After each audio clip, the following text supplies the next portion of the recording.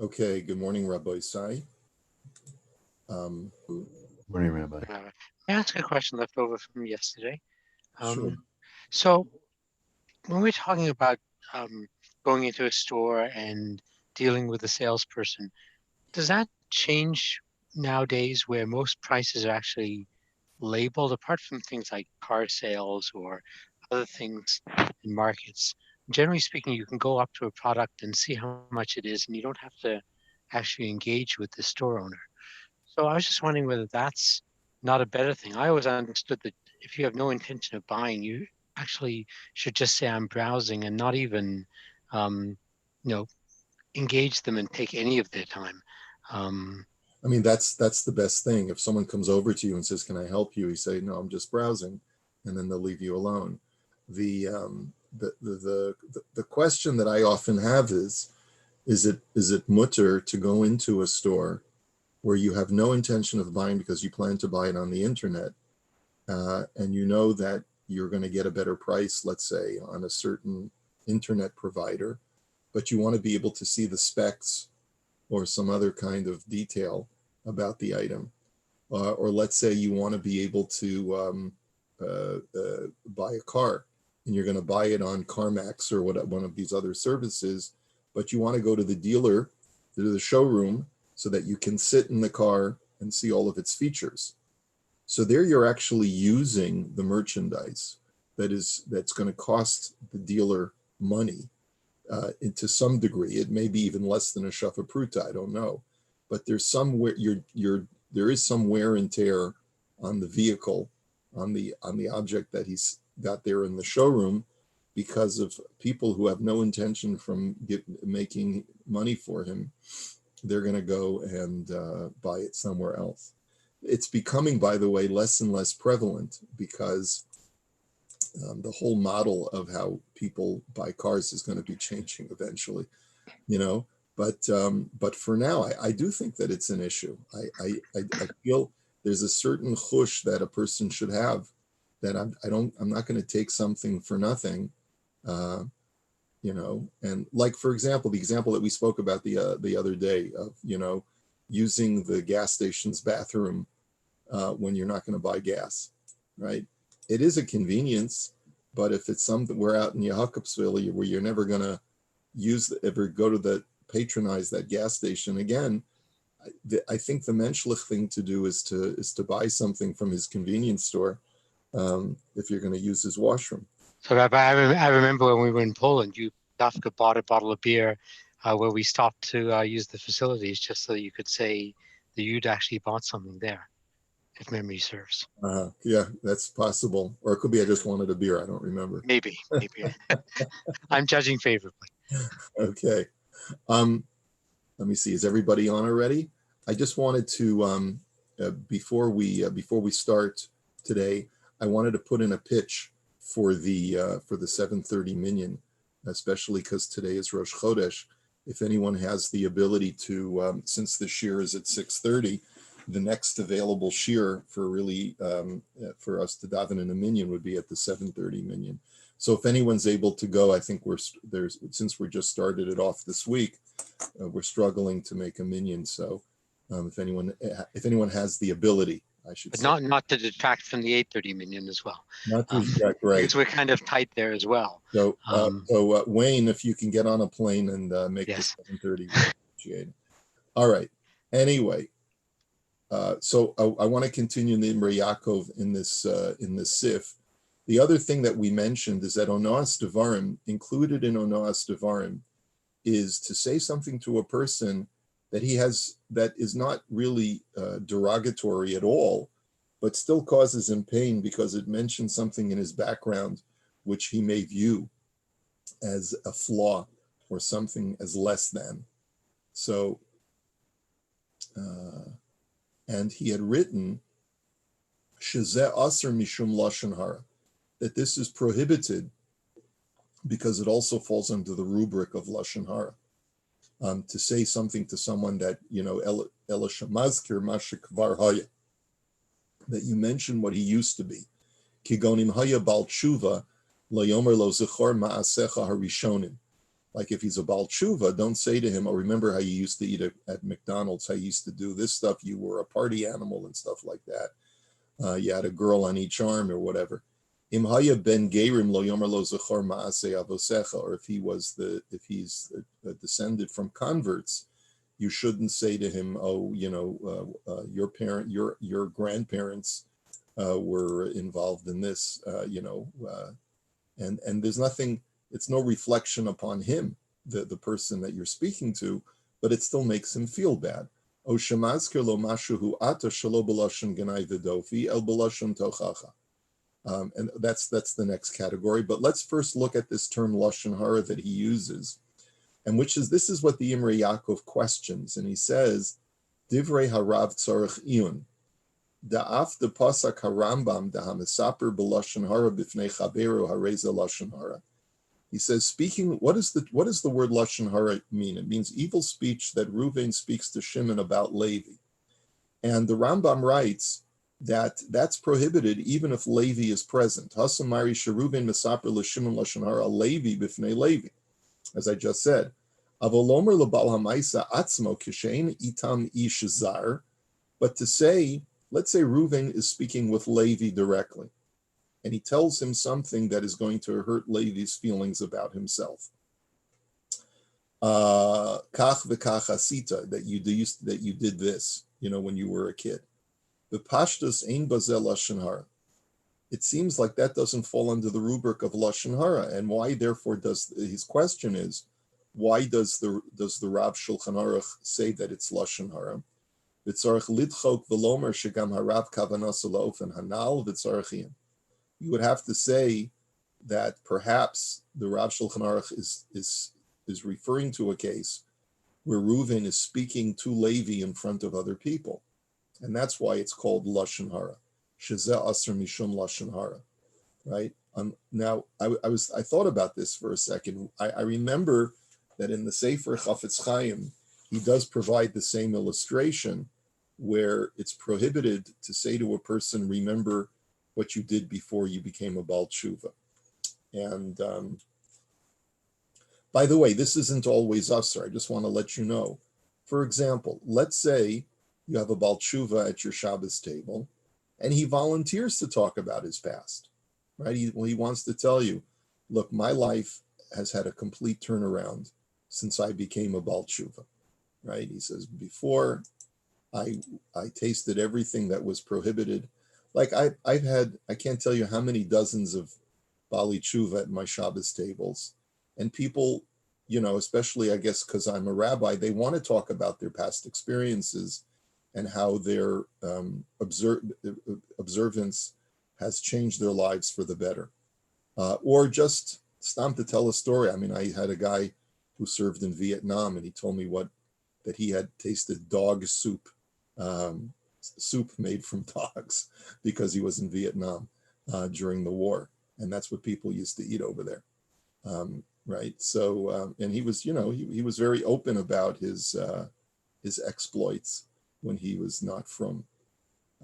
So anyway, so it's not always usher, but to get to the Imrei Yaakov's point that it seems from the language of the Rambam that lashon hara is specifically when A is speaking to B about C, and when A is speaking directly to C when no one else is present, that doesn't fall under the rubric of lashon hara, then it's usher because of onas devarim, but it's not necessarily usher because of the isser of lashon hara, which is a separate isser in the Torah. So he says perhaps that's what the Rav Shulchan Aruch is referring to, where there are other people present just besides Reuven and Levi. So I figured I would look into Sefer Chafetz Chaim, and I just wanted to show that to you. I was trying to remember to myself, where does the Chafetz Chaim make reference to this story? So it's important. Has anyone, by the way, have any of you ever studied Sefer Chafetz Chaim? It's a very important work, and it's worth revisiting many times. I went to Yeshivas Chafetz Chaim when I was very young, and so this was drilled into us because the founder of the Yeshivas Chafetz Chaim Rav David Leibowitz was a Talmud of the Chafetz Chaim. And so when his son, Rav Henoch Leibowitz, took over the yeshiva, he made sure that people studied Sefer Chafetz Chaim as part of the curriculum of the yeshiva. So I've gone through it a few times. I know that the Chafetz Chaim has an introduction where he points out that there are a potential of 31 biblical violations that a person can violate when speaking Lashon Hara.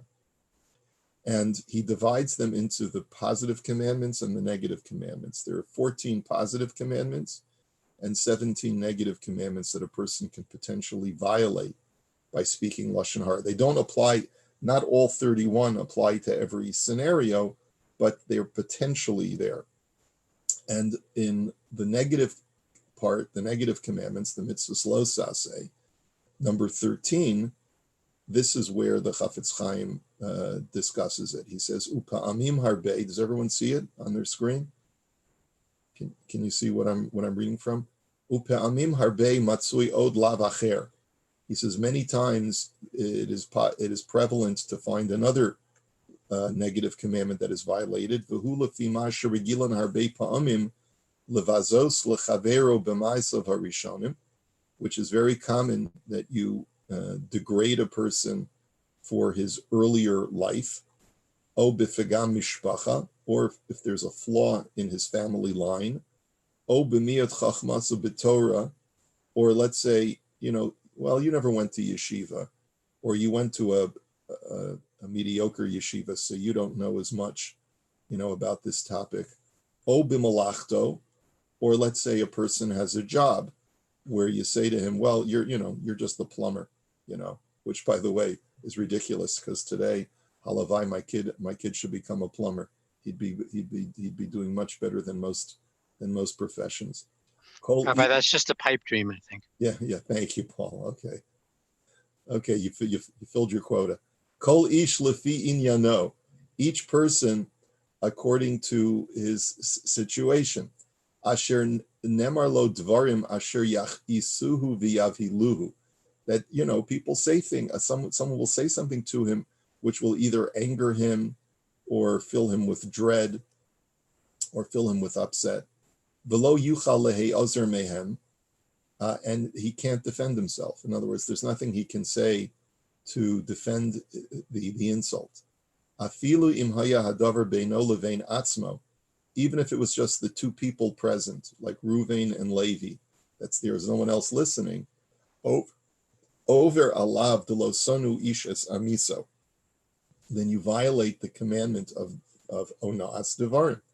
Da'iri beonas devarim kidi isa bebava kama, and v'kal v'chomer im haya ze b'fnei anashim. And certainly, if Ruvain is speaking to Shimon about Levi, in other words, there are other people present, even in Levi's presence, then that's Lashon Hara. V'nimsa lefi zeh shahamegane lechavera. So it turns out that if a person insults his friend, bein berechilos uvein belashon hara, whether it's with rechilos, which creates enmity. Rechilos, by definition, is speech that creates enmity or dislike of a person.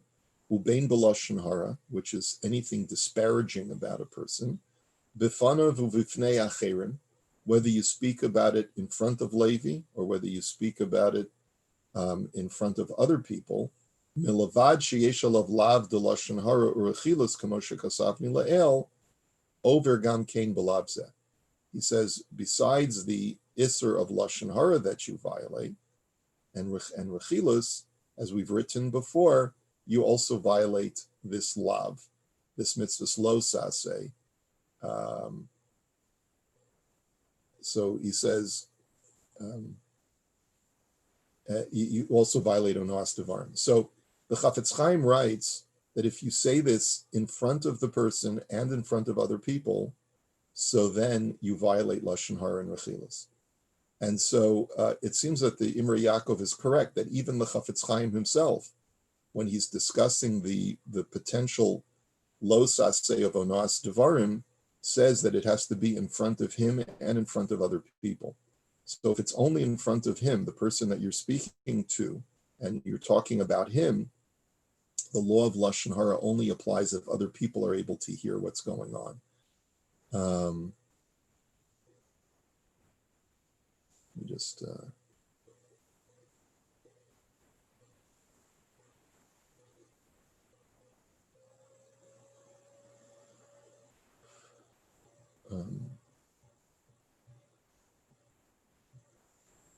just looking at the Be'er Mayim Chaim, see if he adds anything.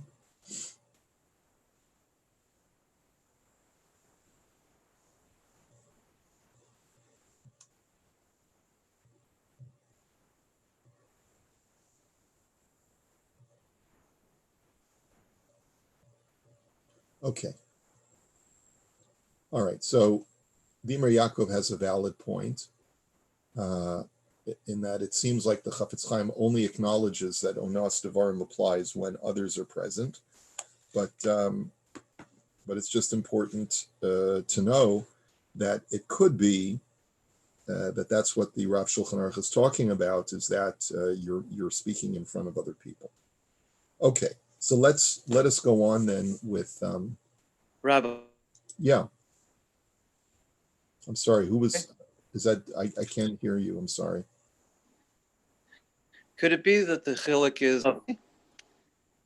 Oh, you should be able to see me. I see you now, Dov. Anyway, it's Dov. Okay. When it comes to Lashon Hara, I think you have to be damaging the person's reputation. So as opposed to Onas Devarim, where you're actually hurting the person himself. I think that could be a chiluk. So therefore, you have to have other people there to constitute Lashon Hara. Right. Well, right. I mean, the definition of Lashon Hara is that you create either enmity or a depreciation of a person's esteem in the eyes of others. That's the difference between Lashon Hara and Rechilas. Lashon Hara is you create a depreciation of the person's esteem in the eyes of others. And Rechilas is you create malice or hatred in the eyes of others towards that person.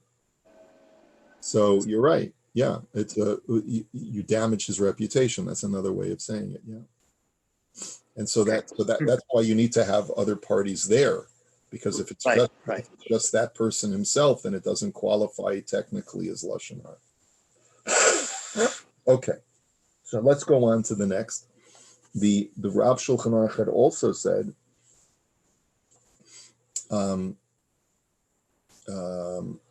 Or let's say another example he said is that you tell a person in the language of rebuke, and you feel that what am I doing wrong? The Torah says, Hocheach tochiach esam misecha.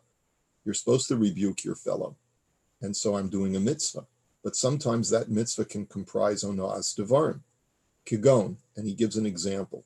Im hayu yisurin boyin olav. Let's say a person is undergoing suffering at a certain juncture in his life, God forbid.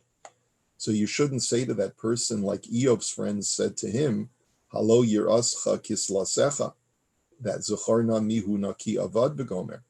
He says that there must be a flaw in your yiras Hashem, because who is innocent? Whoever incurs suffering. So it must be if you're going through suffering, you must have done something wrong. You probably have to do tshuva for something. Now, imagine for a second saying that to someone who's just suffered a tremendous loss, let's say a death in the family, or some kind of financial ruin, God forbid, and you say to him, "Listen," and you put you put your hand on his shoulder, and you tell him in the softest of voices, "My dear friend, I'm telling this to you because I love you, but you must be a sinner. There's something you're doing wrong, because otherwise Hashem would never have done this to you." Right? Now, this is a very, very unfortunate error, because number one, you're not God's spokesperson, and that's actually what the whole Sefer Eov is about: is to know that we have no right to speak for God on God's behalf, and prognosticate and mouth off on why we think that this person is undergoing suffering, right? And so that's onas devarim, even if you're saying it to him in the form of rebuke in order to instigate him to do tshuva, right? So The Imrei Yaakov illustrates, Ela b'lashon tochacha, wrote Salomar, Imbo Yisur mal chavero, Asr lomar lo shezeh simen sha'yira shamayim shalcha ena amitis u'chadayim. So he says in a different language, he says, you can't go over to someone who's undergoing suffering and say to him, this is a sign that your yiras shamayim is not really yiras shamayim, that there's something flawed in your fear of heaven. Va'afshuhu omer zos b'lashon tochacha v'lo b'lashon kenai v'dofi v'alzeh misayim daf shechaverav shel Iyov amr lo kain, and says, and this is true even if you're doing it as a form of tochacha, which is a mitzvah. He says, and that's why the Rav Shulchan Aruch writes that this is what Iyov's friends did to him. Shaini hasam shu hitris the kafar neged ha'ashgacha. He says because it's different, over there in that situation. Iyov, was complaining about God, and he basically said, God, how could God do this to me? So the Imrei Yaakov then concludes, and he says that the only time that it's usher to do this is that where you don't know that your friend has done something specific wrong.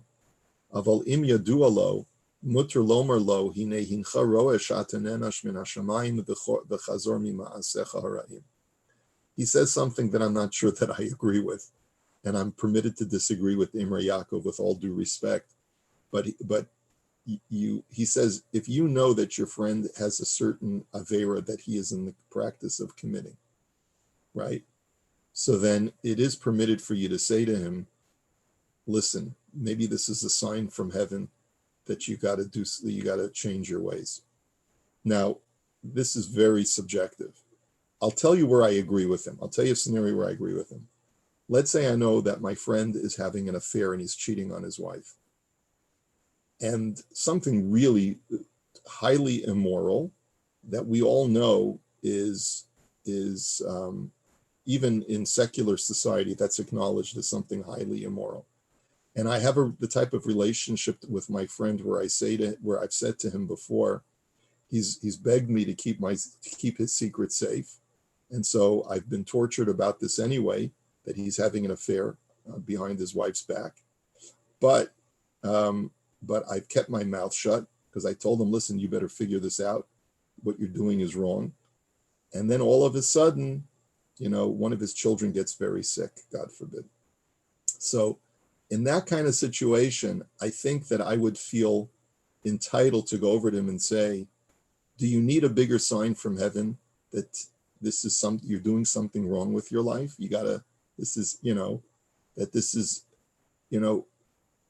Maybe God is telling you something that you have to stay focused on your family. Stop the narishkeit with what you're doing with your girlfriend on the side, right?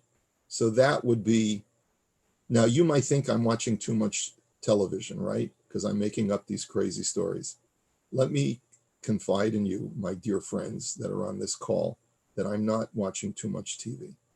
These are real life situations that sometimes a rabbi has to deal with, okay? So in that kind of scenario, I could see myself saying to that person, you've got to, this stay focused on your family and realize that this may be a message from Shemayim. But let's say, and this is also not watching too much TV, okay? Let's say a guy goes out for Kiddush Club, okay, in the middle of davening, and then his son, God forbid, gets sick, okay? That would be the height of insensitivity to say to someone, I think maybe maybe you shouldn't talk during davening, and that'll maybe, Hashem was maybe sending you a message because you're talking during davening, you're going out for Kiddush Club. That already crosses a line in my mental thinking, because as much as I acknowledge that it's wrong to talk during davening, I'm not sure that, number one, the words will not be received well, because it's not patently obvious that you can make a correlation between talking during davening, which is an area between man and God, versus something that's happening to his child, an innocent child, right? Am I making myself? Am I communicating? Do you see sort of the difference between the two? And maybe I'm trying to figure out how I can express the difference between the two. Where an act is there's something that's truly immoral, that from all standards it's a totally immoral act, where the prophets talk about this kind of despicable kind of thing where people betray each other. There, I think it's okay if you have that kind of relationship with someone where he's got a dark secret and he's cheating and betraying his loved ones, and one of his loved ones becomes sick, then I think you can make that correlation to someone and give them tochacha, even though it's going to hurt them, but they're in the middle of hurt and you're trying to be part of the solution. But if a person is going through a very painful period in their lives and you want to try and create a connection which doesn't really have any real connection other than it annoys you that this guy talks during davening, and say to him, maybe this is happening to you because you're talking during davening. I think that crosses a line. So it is important to know how to put this in its proper contextual framing. Rabbi, just in, we learned this in Kirov 101. You have to know for sure that the person's going to hear the message too, because and that you have the relationship with them, that they will possibly listen. Otherwise, I don't think we have the I guess the right or to give them the tochacha, basically. Correct. I agree with you. Yeah. And also, we're only talking about somebody who I guess would have a level of observance to understand this, right? We're talking about a secular group of people. They maybe this wouldn't be appropriate. Well, it depends. It depends on the type of thing that we're talking about. You have a secular friend who's having an affair, then he can certainly appreciate that, right? He can certainly appreciate. He's secular, but he still knows the difference between right and wrong. So I think it would be okay to say to even a friend of yours who's not an Orthodox practicing Jew, you say, listen, things happen to people. People talk about karma in the secular world. You're creating bad karma. You can say that to someone as a form of tochacha. Whether you believe in the way that I believe in God, you certainly believe in universal concepts such as karma, and that things happen for a reason, right? Don't you? And if this is happening to you, maybe this is a message that you got to start examining how you're living your life. I'm not telling you to start putting on tefillin every day, but I'm telling you to stop cheating on your wife. So okay. The next one, he says, "Halo yirascha kislascha v'goymer," that your fear of God is your folly, is what Eov's friend said to him, meaning "Halo atan yir elav afreya," meaning that it has become apparent, is what Eov's friend said to him, is that shekol yirascha haisalaman bitchon chaba, that your whole pietist behavior was because you had confidence, lahasigal yada mevukashecha, you only acted pious because you wanted to garner certain benefits, velo midas shalema, and was not really sincere. And then his friend said to him, Zuchor na mihu naki avad, consider who is purely innocent and suffers the way you are suffering. Ta omer shehatzadik nisva below mishpat, because you, Eov, are claiming that sometimes righteous people are completely destroyed without unjustly. And it is on that basis that you felt that God is not watching you and that God is not mindful of what's going on. Ani omer lecha hizocher naki v'tzadik echad bishmo shekara lo kazaz. And I'm telling you, no. Consider, have you ever heard of someone who was truly pious that has had these things befall him? And therefore, it must be that you're not truly as pious and righteous as you think that you are. And so this was wrong, even though, in other words, maybe you can justify what Eov's friends said to him because Eov was doing something wrong by denying God's providence. But even so, just because a person is crying out in their pain and saying something perhaps even heretical does not give you the right to say something hurtful to them, especially if they're in the midst of their pain. It's very common for people, Holocaust survivors. Where was God? He took away my whole family, right? So where was God, right? What are you going to say to that person? Well, God is righteous and you have no right to question him. That's not okay. That's not okay. No matter how much you believe in Hashem, you have no right to say to a person who's in the midst of that suffering to say God knew what he was doing by killing every single member of your family except for you, right? That would be the height of not only insensitivity, but it's clearly a sinful thing to do, and it's a very, very criminal thing to do. Okay, so we'll hold it here. I wish you a good Chodesh, everyone, and